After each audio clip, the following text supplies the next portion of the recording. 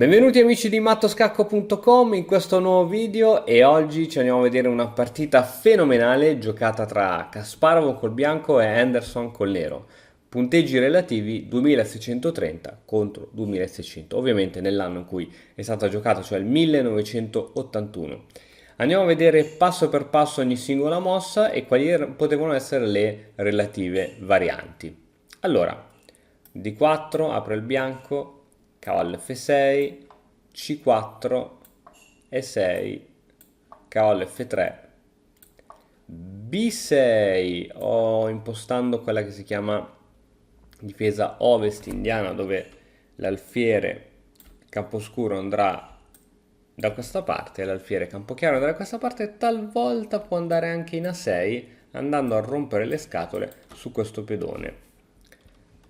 A3 per scongiurare ogni possibilità dell'alfiere su B4, alfiere B7, cavallo C3 e ora la continuazione principale prevede che il nero piazzi questo cavallo su E4, dato che il bianco non ha ancora spinto questo pedone, poiché come ben sai le aperture, più che imparare la memoria bisogna capire cosa c'è dietro ogni apertura, no?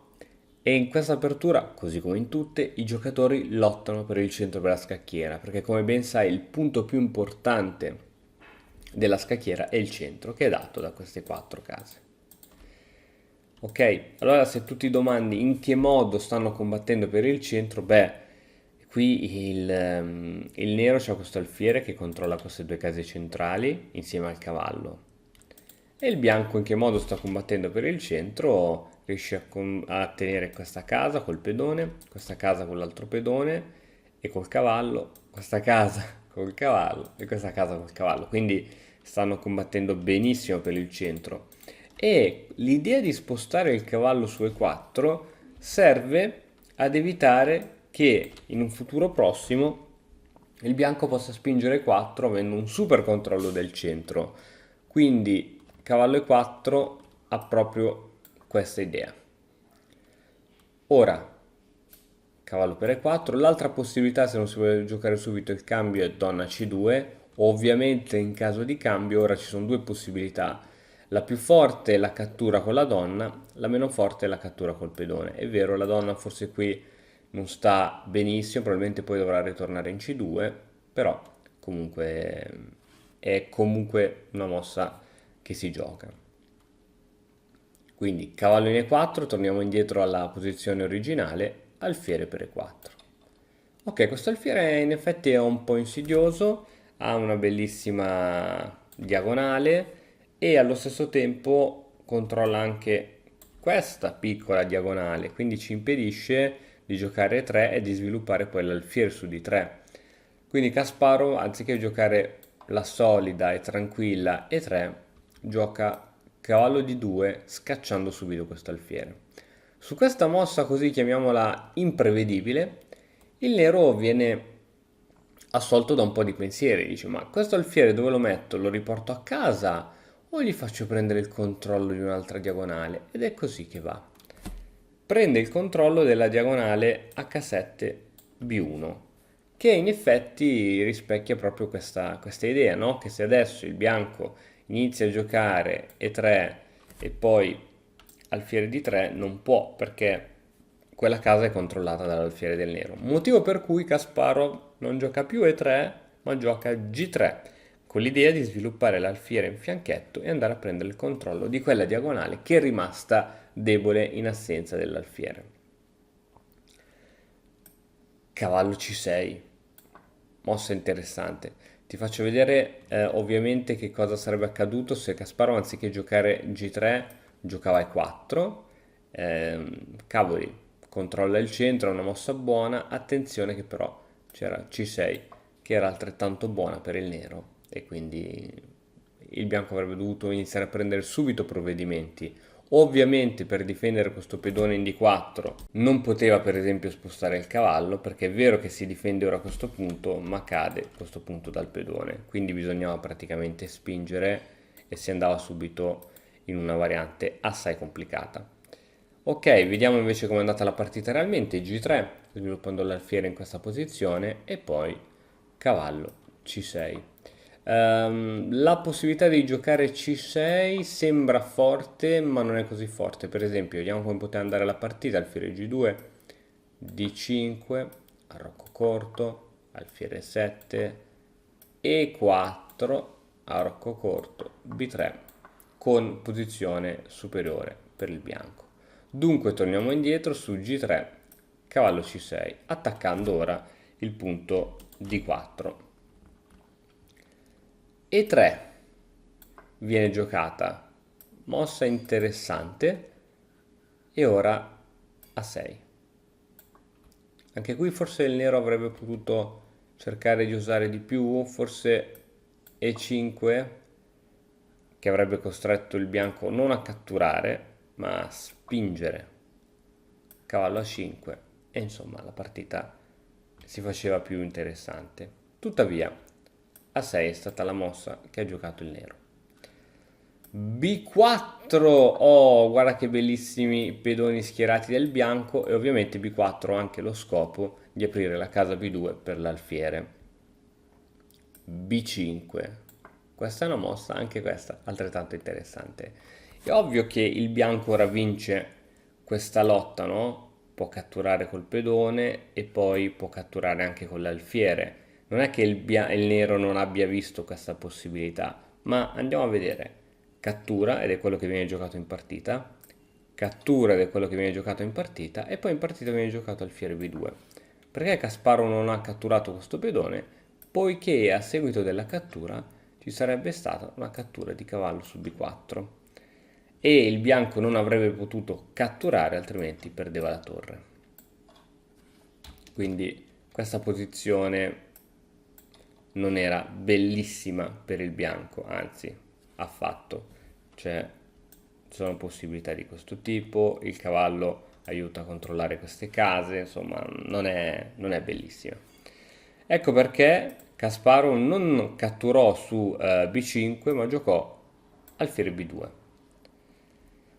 Cavallo in A7, lo scopo di cavallo in A7 è di andare a tenere questo pedone B5 che è debole, che è attaccato dall'alfiere, e quello di anche di andare poi a spingere su D5. H4, Kasparov non è mai prevedibile, qui si sarebbe pensato a uno sviluppo dell'alfiere al rocco, invece H4, quell'idea di andare poi a spingere H5 cercando di chiudere a poco questo alfiere. H6, l'altra possibilità famosa a questi attacchi è H5, H5 è un po' più diciamo aggressiva, perciò bisogna fare molta attenzione. H6 secondo me è la mossa migliore. E adesso, ragazzi, stiamo sempre parlando di un giocatore di attacco, stiamo parlando di un giocatore d'attacco, quindi lascia stare, dimentica alfiere G2, dimentica mosse di questo tipo, ma adesso D5. Ok, facciamo un passo indietro. Una mossa come E4, che sembra buona per controllare il centro, in realtà avrebbe dato parità dopo D5. Mentre la mossa corretta è D5. D5 costringendo al nero a prendere una soluzione. Il nero decide di catturare e solo adesso che c'è anche questa bellissima diagonale aperta per l'alfiere camposcuro, alfiere G2, minacciando questo pedone, e dietro ricordiamoci che c'è anche la torre. C6 per cercare di creare un buon muro di pedoni, ma vedremo che ben presto tutta la situazione inizierà a crollare. Arrocco corto, e adesso il nero dice: a me manca solo l'alfiere camposcuro da sviluppare per essere al sicuro, però non posso toglierlo perché se tolgo l'alfiere perdo il punto G7, è un casino. Dunque gioco F6, così mi faccio da scudo a questo alfiere del bianco, in più non indebolisco la struttura poiché ho l'alfiere campo chiaro che mi controlla le case chiare. Non fa una piega il ragionamento, peccato che stai giocando contro Kasparov, che è un giocatore d'attacco, che lui non vede l'ora che tu crei indebolimenti, e ce ne sono parecchi. Torre 1, Torre 1 perché qui già aveva capito che questo re sarebbe rimasto al centro e avrebbe fatto comodo una torre 1 per attaccare. Alfiere in E7 e adesso da qui inizia l'assedio contro lo schieramento avversario. Come continueresti questo attacco? Ti do, anzi, come inizieresti questo attacco? Ti do 10 secondi per pensarci.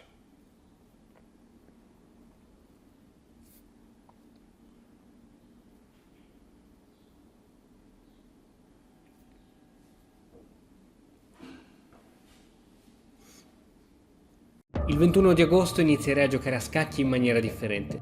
Se io fossi in te, mi farei trovare libero. E la mossa corretta è donna G4, una mossa che crea iniziativa, la donna viene portata in una casa dove sicuramente ha più da fare rispetto che in D1 e attacca allo stesso tempo l'alfiere in G6. Ovviamente l'alfiere G6 si può ritirare o può essere difeso con re in F7. Ok, va bene. E ora come si continua questo attacco? Si continua con una sola mossa. La riesci a vedere? Dai, sì, lo so che l'hai vista. H5. H5 è il turno ora di ritirare questo alfiere che può prendere due case, una più aggressiva come D3, una più difensiva come H7.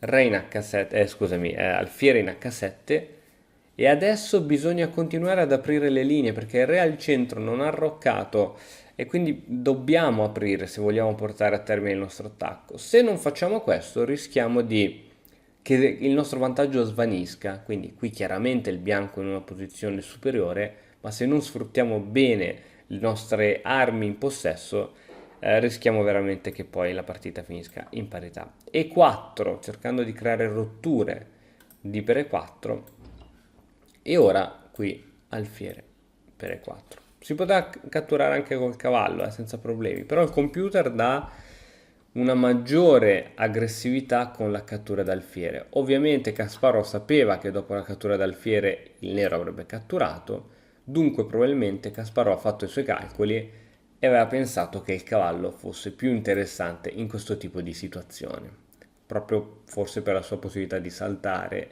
e di fare sacrifici. La casa G6 ora è debole poiché non c'è più l'alfiere camposcuro e adesso che cosa si gioca? Pronti? Cavallo C8, il nero cerca di ritornare a dare una mano e adesso torre in A va in D1. Perfetto. Ancora una volta i pezzi del bianco sono fortissimi, sono tutti attivi, mentre i pezzi del nero veramente non sanno più cosa giocare. Torre a 7 e adesso arriva il punto più importante dell'intero attacco. Vai, vediamo se riesci a trovarlo, ti do 10 secondi per pensarci.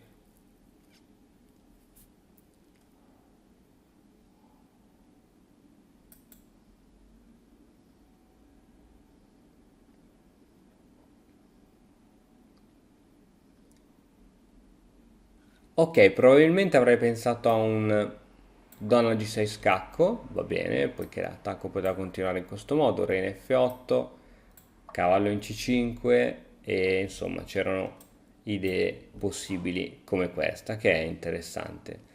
Tuttavia la mossa che viene giocata da Kasparov è cavallo su F6.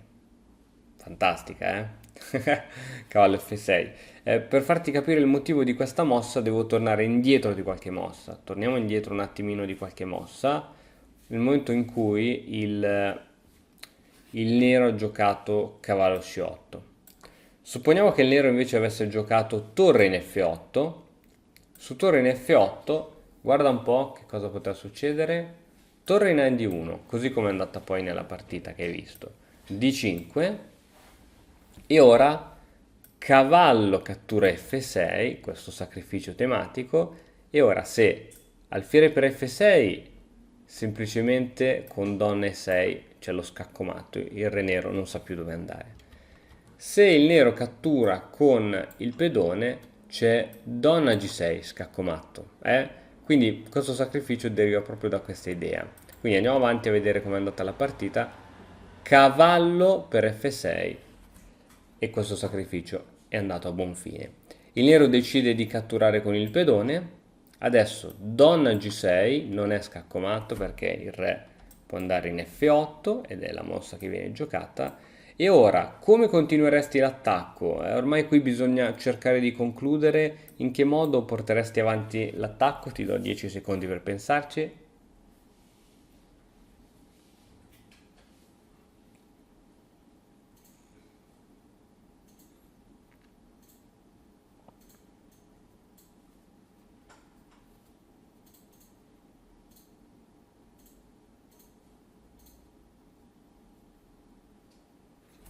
Ok, la mossa corretta è alfiere C1 con l'idea di andare a attaccare H6 e ora D5 cercando di creare controgioco e di evitare che la torre possa andare in E4 e supportare.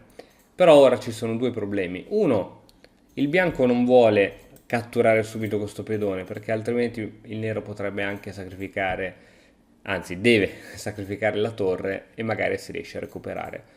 Prima di fare questo attacco, dato che la torre in E4 non posso muovere, ti muovo la torre in D4 con la stessa idea di andare in G4 e supportare gli attacchi di donna. Cavallo in D6, questo cavallo cerca di tornare indietro e dare una mano. Ancora una volta, come ti dicevo, l'alfiere non ha intenzione ora di catturare quel pedone. Torre G4, ora sì che c'è veramente un attacco forte. Cavallo F7 con l'idea di proteggere questo pedone e di proteggere il proprio re. Ora sì che si può attaccare. Perché? Perché su alfiere per H6 il nero non può catturare di cavallo, altrimenti segue donna G7 scacco, re in E8, si perde la torre e anche il cavallo. E se si cattura di torre, ovviamente c'è donna G8, scacco matto. Quindi la posizione è critica. Su alfiere H6 appunto il re si sposta cercando di scappare un pochettino in questo punto della scacchiera, però la posizione sta crollando. In che modo continueresti l'attacco? Guarda, qui è veramente difficile, pensaci un pochettino e come si continua qui l'attacco.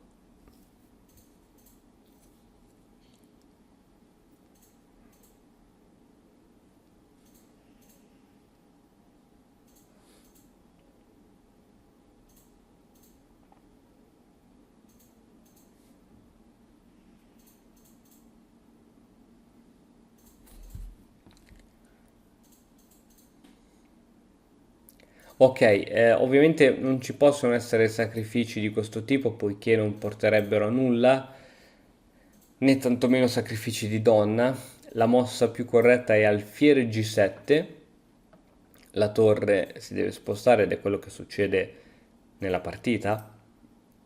E adesso semplicemente H6, c'è un pedone passato che andrà a promozione dove il nero dovrà sicuramente sacrificarci sopra un pezzo ed è veramente un casino, anche perché ora questo cavallo tra l'altro è inchiodato, perciò non so neanche come il nero poi potrebbe sacrificare pezzi. Va bene, spero che anche questa partita, il video di oggi ti sia piaciuto, come al solito ti invito a lasciare un like, un commento e iscriverti al canale se ancora non l'hai fatto. Noi ci vediamo domani con un altro nuovo video, ciao! E ora per continuare che cosa posso fare? Beh, innanzitutto ti consiglio di iscriverti al nostro canale in modo tale da non perderti le nuove video lezioni.